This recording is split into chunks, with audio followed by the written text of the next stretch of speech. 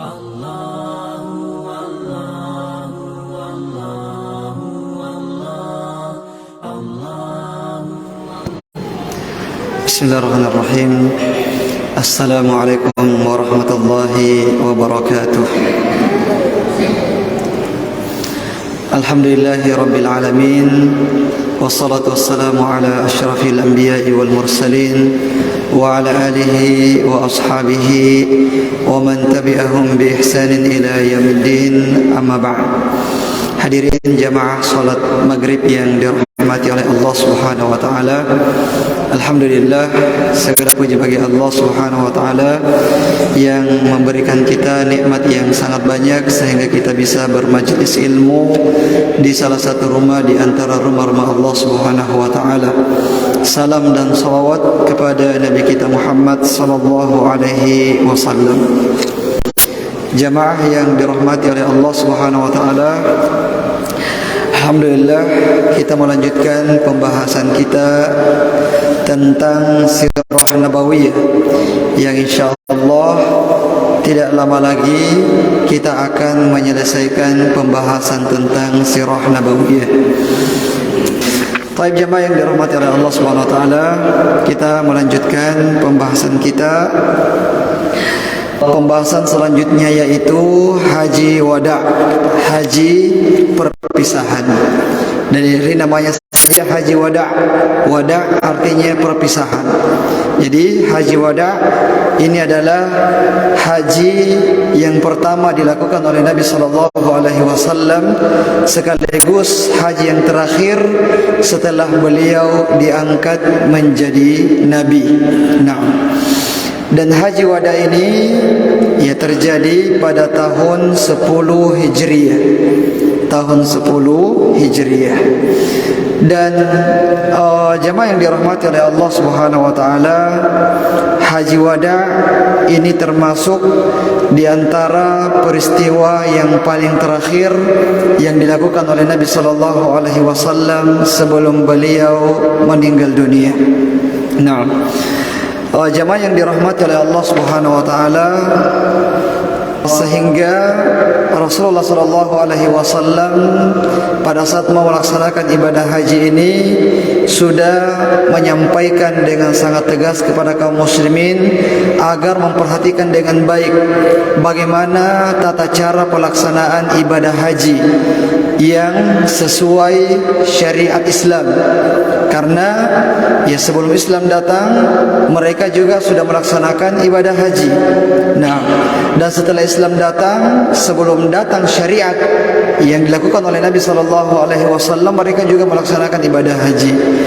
Namun tata caranya bagaimana itu tentu saja belum sesuai dengan syariat yang diturunkan oleh Allah Subhanahu wa taala. Dan nanti pada saat Rasulullah mau melaksanakan ibadah haji, Rasulullah sudah menyampaikan kepada para sahabatnya, khudhu anni manasikakum. Ya, ambillah manasik dari saya. Contohilah tata cara pelaksanaan ibadah haji yang akan saya laksanakan. Nah, ini ya sudah disampaikan dengan tegas oleh Rasulullah agar kaum muslimin memperhatikan dengan baik bagaimana tata cara pelaksanaan ibadah haji yang akan dilakukan oleh Nabi sallallahu alaihi wasallam. Nah, di penghujung bulan Dzulqa'dah, Rasulullah sallallahu alaihi wasallam meninggalkan Madinah menuju ke Mekah, kemudian singgah di Dzulhulaifah. Ya, orang biasa bilang Bir Ali. Dan Bir Ali ini adalah miqatnya penduduk Madinah. Miqatnya penduduk Madinah, ya, Bir Ali. Namun nama yang dikenal di zaman Rasulullah adalah Dzulhulaifah. Rasulullah singgah di tempat tersebut, kemudian sholat duhur di tempat tersebut karena sudah masuk waktu duhur. Ya, kemudian di tempat itu Rasulullah SAW berihram, ya, berniat dengan mengatakan labbaik Allahumma hajjan. atau labbaik Allahumma umratan mutamatti'an biha ilal haji. Tergantung apa niatnya. Karena haji ada 3 jenis. Ada haji ifrad, haji saja tidak ada umrahnya. Ada haji qiran, haji dan umrah sekaligus dengan 1 kali tahallul. Ada juga haji tamattu', yaitu umrah dan haji secara terpisah. Umrah dulu baru tahallul kemudian haji. Ya, dan haji yang dilakukan oleh Rasulullah SAW pada waktu itu adalah haji qiran. Haji yang menggabungkan antara umrah dan haji sekaligus dengan 1 kali tahallul. Nah, jamaah yang dirahmati oleh Allah Subhanahu wa taala, setelah bertalbiyah kemudian Rasulullah setelah berniat ya, kemudian Rasulullah naik ke atas kendaraannya, untanya yang bernama Qaswa. Ya, nama unta beliau adalah Qaswa. Atau ada kudanya? Itu bagus, Qaswa namanya. Oh ya. Ini nama untanya Rasulullah sallallahu alaihi wasallam, Qaswa. Nah, Rasulullah sampai di Mekah itu pada tanggal 4 Zulhijjah. Nah, pada 4 Zulhijjah sekitar 8 hari perjalanan dari Madinah ke Mekah. Kemudian jamaah yang dirahmati oleh Allah Subhanahu wa taala, sesampai di Mekah beliau kemudian bertawaf ya, kemudian sa'i dan tidak tahallul. Ya, karena memang haji yang dilakukan oleh Rasulullah adalah haji qiran. Jadi pakaian ihram beliau itu selalu dipakai. Ya, karena belum bertahallul. Nanti boleh melepaskan pakaian atau mengganti dengan pakaian yang membentuk tubuh itu setelah bertahallul.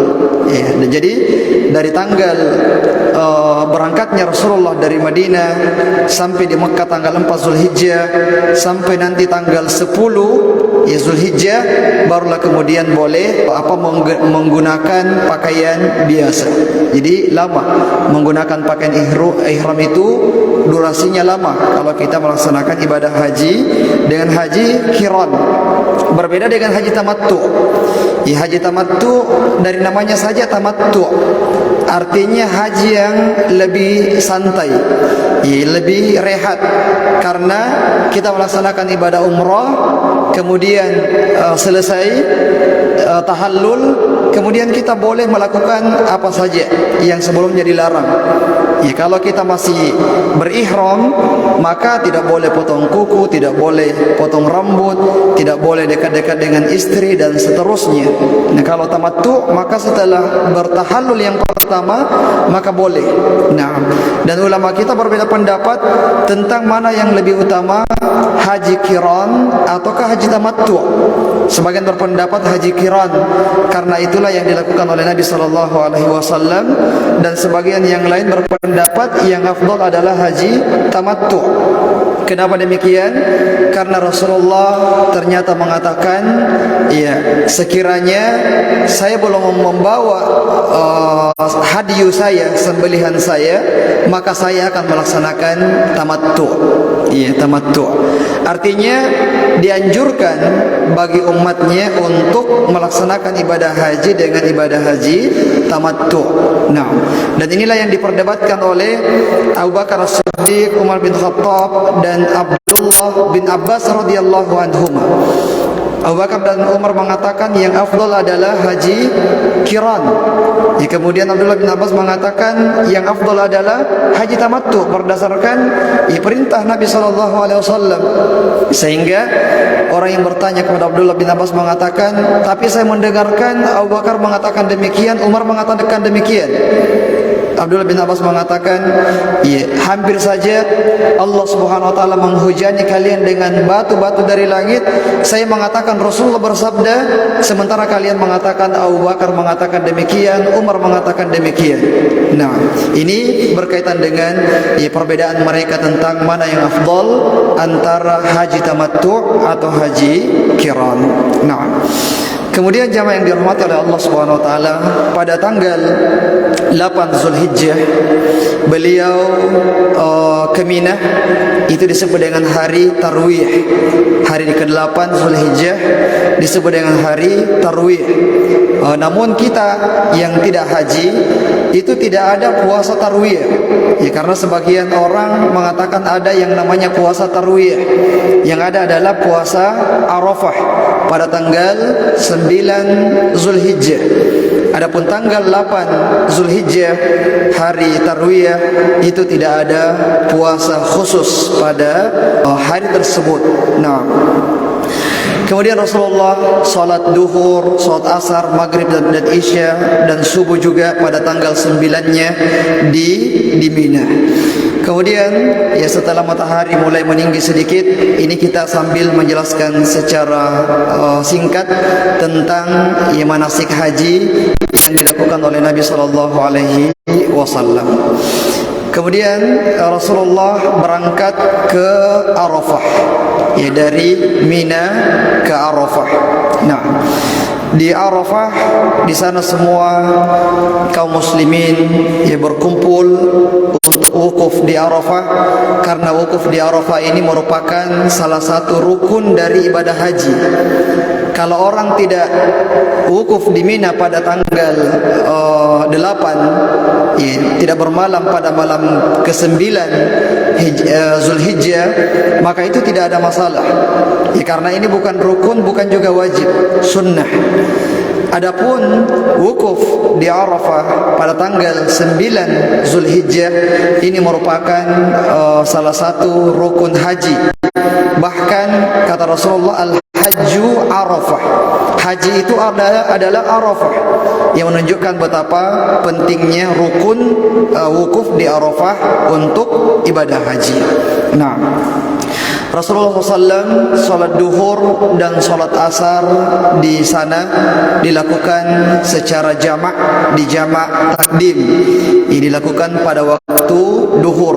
Nah, kaum muslimin di sana ada sekitar 140.000 orang. 140.000 orang. Yang sebelumnya pada perang Tabuk 30.000 orang. Jadi sekitar 4 kali lipat atau hampir 5 kali lipat pertambahan kaum muslimin setelah perang Tabuk. Nah, di Arafah Rasulullah menyampaikan beberapa khutbahnya. Khutbah di Arafah. Kata Rasulullah SAW, wahai sekalian manusia, dengarlah nasihatku ini. Aku tidak tahu pasti, bisa jadi aku tidak akan bertemu lagi dengan kalian selama-lamanya setelah tahun ini. Jadi ya memang sudah ada firasat dari Nabi sallallahu alaihi wasallam bahwasanya haji ini merupakan haji yang terakhir yang dilakukan oleh Nabi sallallahu alaihi wasallam. Rasul mengatakan, sesungguhnya darah dan harta kalian adalah haram. Maksudnya tidak boleh menumpahkan darah kaum muslimin, tidak boleh mengambil harta kaum muslimin secara paksa dengan cara yang tidak ridha. Sebagaimana haramnya hari kalian ini, yaitu hari Arafah. Nah, sebagaimana haramnya bulan kalian ini, yaitu bulan Zulhijjah. Sebagaimana haramnya negeri kalian ini, yaitu kota Mekah. Ketahuilah bahwasanya perkara jahiliyah itu sudah tidak berlaku lagi. Di antara yang dititik beratkan oleh Rasulullah pada khutbahnya ini adalah tentang masalah jangan menzalimi kaum muslimin. Dan kezaliman itu terjadi umumnya pada 3 hal.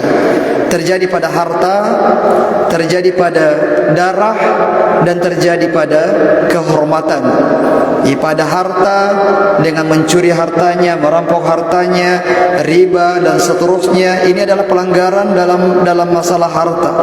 Dalam masalah darah, yang menumpahkan darahnya, memukulnya, membunuhnya, menciderainya dan seterusnya. Pada kehormatan dengan menggibahnya, mengadu dombanya, memfitnahnya dan seterusnya. Ini adalah kezaliman-kezaliman yang dititik beratkan yang disebutkan secara tegas oleh Nabi sallallahu alaihi wasallam pada haji wada yang menunjukkan tentang pentingnya perkara tersebut.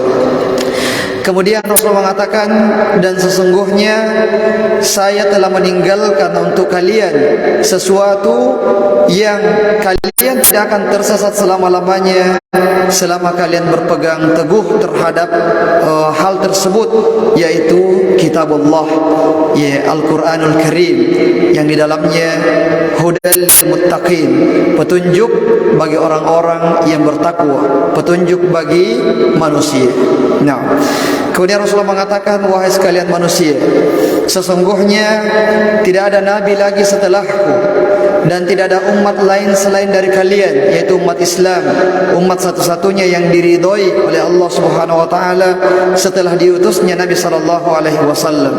Ingatlah untuk senantiasa menyembah Allah Tuhan kalian, menegakkan salat 5 waktu, berpuasa pada bulan Ramadan, menunaikan zakat, dan menunaikan ibadah haji bagi yang mampu untuk melaksanakannya. Ini diantara pesan-pesan yang terakhir yang disebutkan oleh Nabi kita Muhammad sallallahu alaihi wasallam di Arafah pada khutbah yang beliau sampaikan.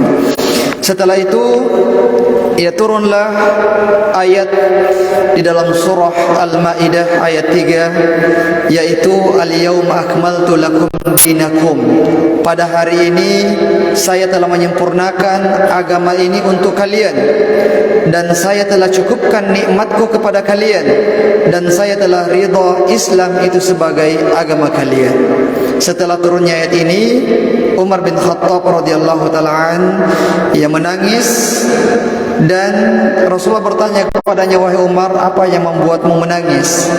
Umar mengatakan, wahai Rasulullah, dengan turunnya ayat ini berarti kami tidak akan mendapatkan lagi wahyu tambahan.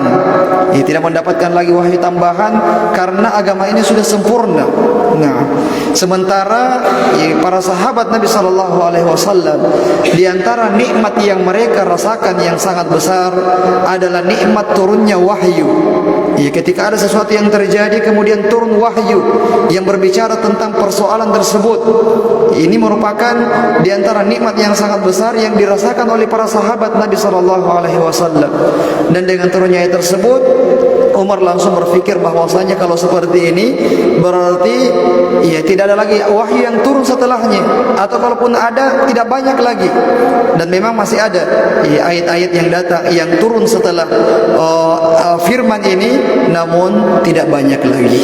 Nah, kemudian jemaah yang dirahmati oleh Allah Subhanahu wa taala, di Arafah setelah khutbah, Rasulullah sallallahu alaihi wasallam naik ke atas tunggangannya, Qaswa. Kemudian Qaswa mencari tempat untuk beliau, dibiarkan sendiri mencari tempat oleh beliau untuk tempat beliau akan wukuf di situ nanti, karena Arafah tentu saja luas. Kemudian Qaswa ini dia menderum di kaki bukit Rahmah, Jabal Rahmah yang ada di padang Arafah. Dan Rasul mengatakan, saya wukuf di sini dan semua Arafah ini adalah tempat wukuf, supaya tidak dipandang bahwasanya di sini saja yang boleh wukuf. Tapi Rasulullah mengatakan, saya wukuf di sini, tapi semua Arafah ini adalah tempat untuk wukuf. Jamaah yang dirahmati oleh Allah Subhanahu wa taala, adapun amalan yang beliau lakukan di Arafah adalah memperbanyak berdoa, dan sebaik-baik doa adalah doa pada hari Arafah, baik bagi jamaah haji maupun selain jamaah haji. Nah, kemudian jamaah yang dirahmati oleh Allah Subhanahu wa taala, setelah matahari tenggelam, kemudian Rasulullah meninggalkan Arafah dan berangkat ke Muzdalifah. Muzdalifah. Sesampai beliau di Masy'aril Haram, sebuah tempat disebut dengan Masy'aril Haram, Di situ Rasulullah salat maghrib dan salat isya dilakukan secara jamak. Apakah jamak takdim ataukah jamak takhir? Kalau beliau sampai sebelum masuk isya, berarti jamak takdim. Kalau Rasulullah sampai setelah masuk waktu isya, berarti jamak takhir. Nah, kemudian Rasulullah istirahat di Musdalifah. Jadi tidak terlalu banyak amalan di Musdalifah. Tidak seperti di Arafah, kita disunnahkan untuk memperbanyak berdoa. Di Musdalifah Rasulullah salat, berzikir sejenak, kemudian beristirahat. Dan setelah salat subuh, Rasulullah kemudian meninggalkan Musdalifah. Jadi mabit di Musdalifah itu cuman satu malam saja, yaitu pada malam 10. Selebihnya mabit di Mina. Nah, jadi pada hari ke-10 setelah salat subuh, Rasulullah meninggalkan Musdalifah menuju ke Mina, yaitu tempat melempar jumrah. Ya, ada tiga jumrah yang akan dilempar, yaitu jumrah Aqabah atau jumrah kubra, jumrah wusta, dan jumrah sugra. Nah, dilempar masing-masing dengan 7 batu, yaitu 7 batu yang kecil.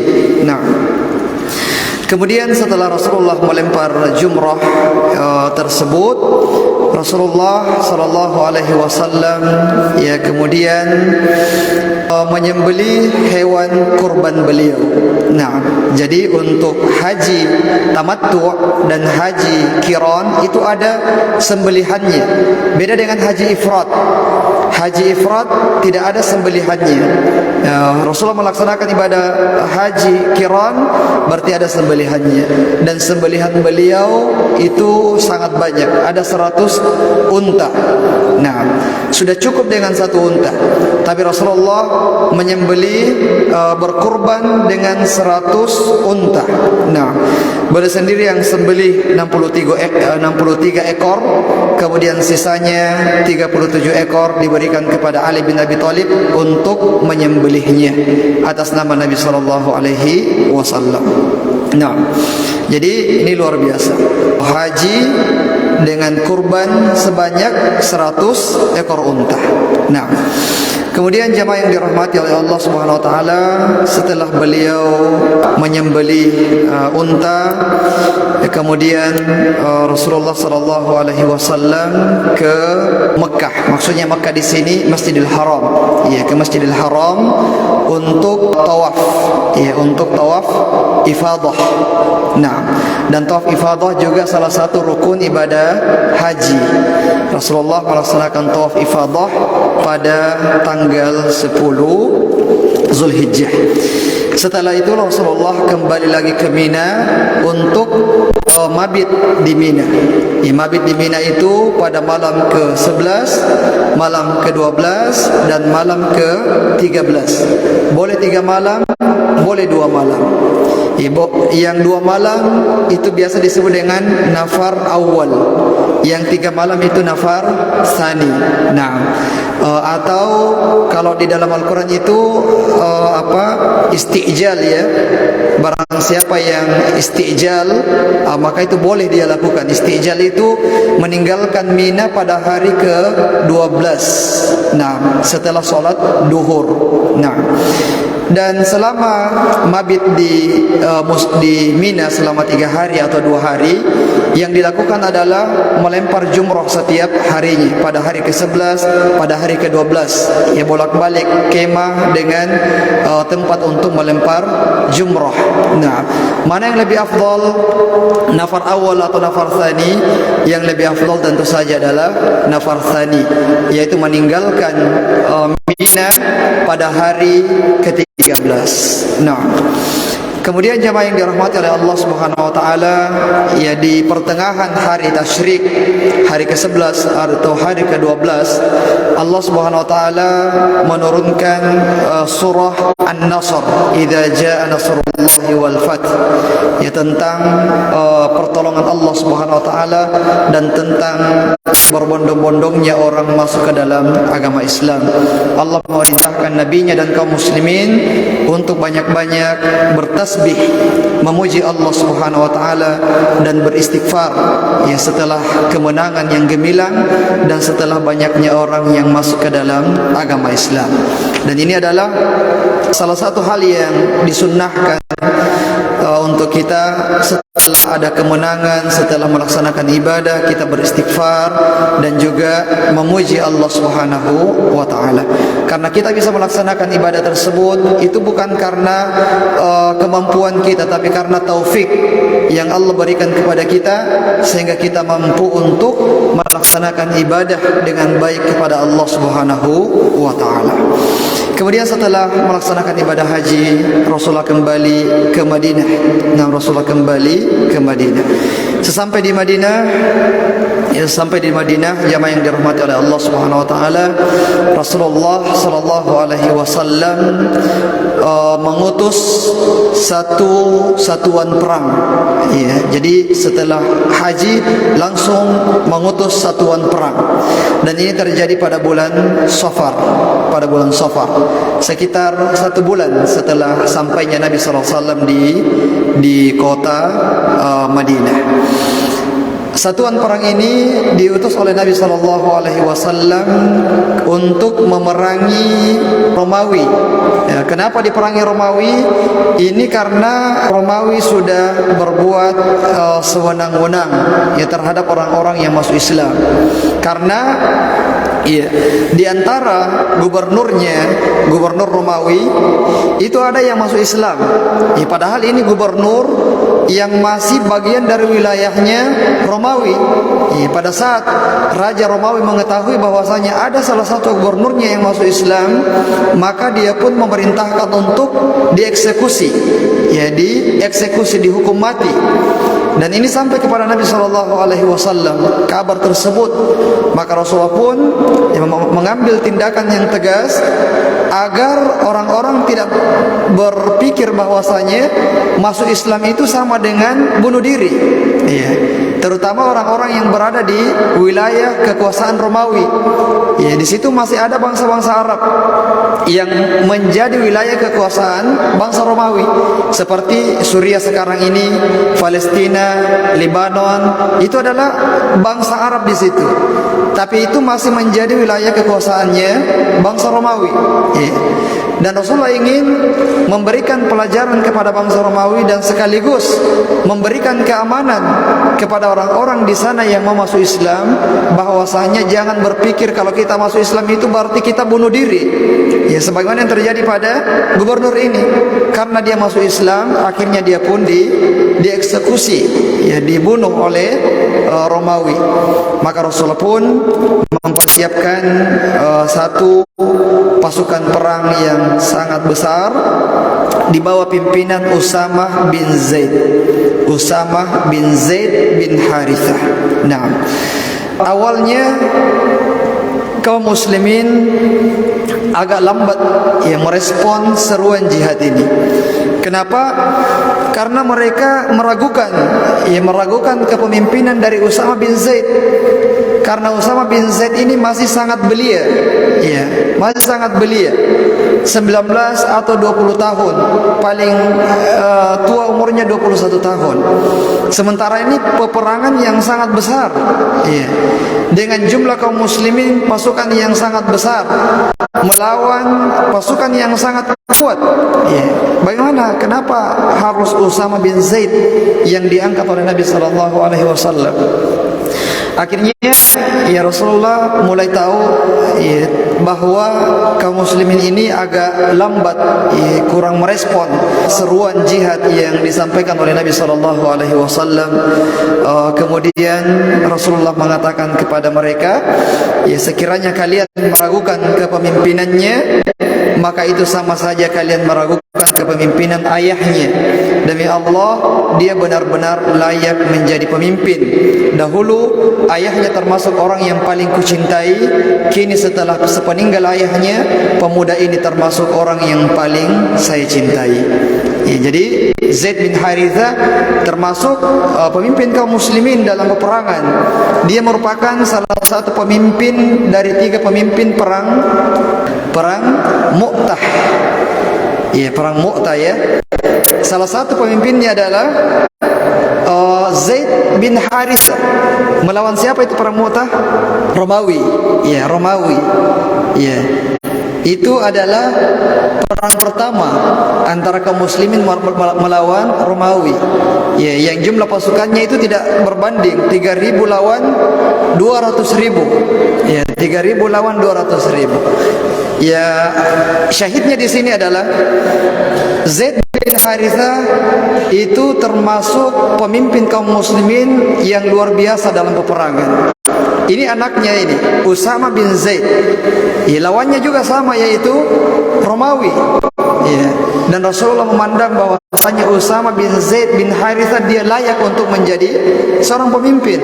Nah, akhirnya karena para sahabat sudah melihat ya, tegasan azam dari Nabi sallallahu alaihi wasallam untuk pengangkatan ya, Zaid bin Harithah, maka mereka pun sami'na wa ata'na. Mereka pun ikut ya bersama dengan pasukannya Zaid bin Harithah. Padahal banyak sahabat-sahabat senior. Ya. Masih ada Khalid bin Walid, masih ada Zubair bin Awam, Ali bin Abi Thalib, Talha bin Ubaidillah, masih banyak sahabat yang senior yang dalam peperangan itu tidak diragukan lagi kepemimpinannya. Nah, kemudian pasukan ini pun berangkat meninggalkan kota Madinah. Belum terlalu jauh dari Madinah, belum terlalu jauh dari Madinah. Kemudian mereka dapatkan kabar bahwasanya Rasulullah SAW sakit keras. Akhirnya mereka pun memilih untuk pulang ya, ke Madinah ya, karena mereka mau memastikan bagaimana kondisi Nabi SAW. Baik, jamaah yang dirahmati oleh Allah Subhanahu wa taala.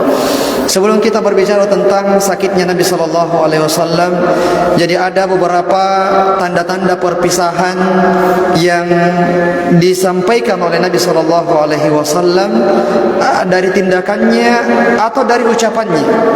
Yang pertama adalah pada tahun ke-10 Hijriah. Jadi sakitnya itu beliau pada bulan Safar, mulai sakit pada bulan Safar tahun ke-11 Hijriah. Pada bulan Safar tahun ke-11 Hijriah. Beberapa bulan sebelumnya, yaitu pada bulan Ramadan tahun 10 Hijriah, Rasulullah itu beriktikaf selama 20 hari.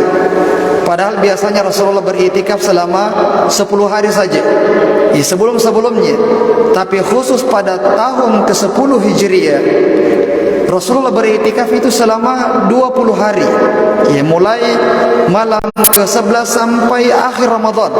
Nah, kemudian yang kedua, di tahun yang sama, di bulan Ramadan yang sama, Malaikat Jibril menyimak Al-Quran beliau sebanyak 2 kali.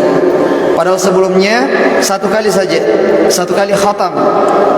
Malaikat Jibril menyimak setoran ya, dari Nabi SAW. Ini 2 kali disimak. Nah, kemudian yang ketiga ya, adalah perkataan beliau di Haji Wada. Boleh jadi saya tidak bertemu lagi dengan kalian setelah tahun ini ya, di tempat ini, maksudnya di proses haji ya, artinya itu adalah haji yang terakhir yang dilakukan oleh Nabi SAW. Nah, kemudian yang selanjutnya adalah turunnya surah An-Nasr yang menunjukkan juga tentang dekatnya kematian Nabi SAW. Kemudian di tahun ke-11 Hijriah pada bulan Safar sebelum sakit, beliau pergi ke syuhada Uhud, makamnya para syuhada Uhud. Beliau mendoakan mereka dengan doa yang panjang ya, kemudian mengucapkan ucapan perpisahan ya kepada mereka dan kepada orang-orang yang hidup ya, menunjukkan bahwasanya Rasulullah sudah ada firasat yang sangat dekat bahwasanya Rasulullah ini akan meninggal dunia. Dan juga Rasulullah di bulan yang sama, bulan Safar, mengunjungi pekuburan Baqi ya, dan berdoa untuk orang-orang yang meninggal di sana dengan doa yang panjang juga yang menunjukkan ya tentang dekatnya kematian Nabi SAW.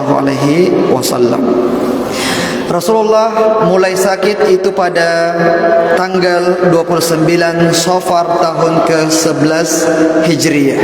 Nah, dan awal sakit beliau, beliau masih mengimami kaum muslimin solat selama 11 hari.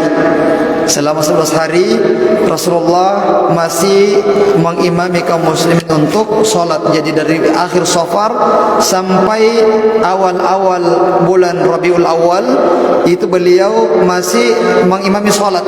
Nanti di akhir-akhir kehidupan beliau, sehari dua hari sebelum meninggal dunia, barulah kemudian beliau tidak mampu lagi untuk mengimami kaum muslimin solat.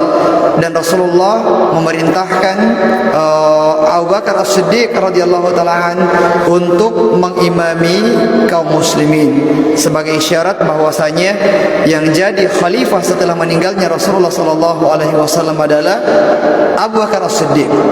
Karena pengganti imam itu adalah jabatan yang luar biasa dalam agama kita. Pengganti imamnya Rasulullah, pengganti Rasulullah sebagai imam itu isyarat yang sangat besar bahwasanya Rasulullah mau kalau khalifah yang datang setelah Rasulullah itu adalah Abu Bakar As-Siddiq radhiyallahu taala anhu. Nah, dan insyaallah jamaah yang dirahmati oleh Allah Subhanahu wa taala, pertemuan yang akan datang kita akan menyampaikan tentang hari-hari yang beliau jalani selama beliau sakit, selama kurang lebih 14 hari. Selama kurang lebih 14 hari kemudian Rasulullah meninggal dunia. Nah, saya kira ini jamaah yang dirahmati oleh Allah Subhanahu wa taala, pelajaran yang bisa kita sampaikan pada kesempatan kali ini. Mudah-mudahan bermanfaat. Kami cukupkan dengan doa kafaratul majlis. Subhanakallahumma bihamdik, asyhadu an la ilaha illa anta, astaghfiruka wa atubu ilaik. Wa akhiru da'wana alhamdulillahi rabbil alamin. Wassalamualaikum warahmatullahi wabarakatuh.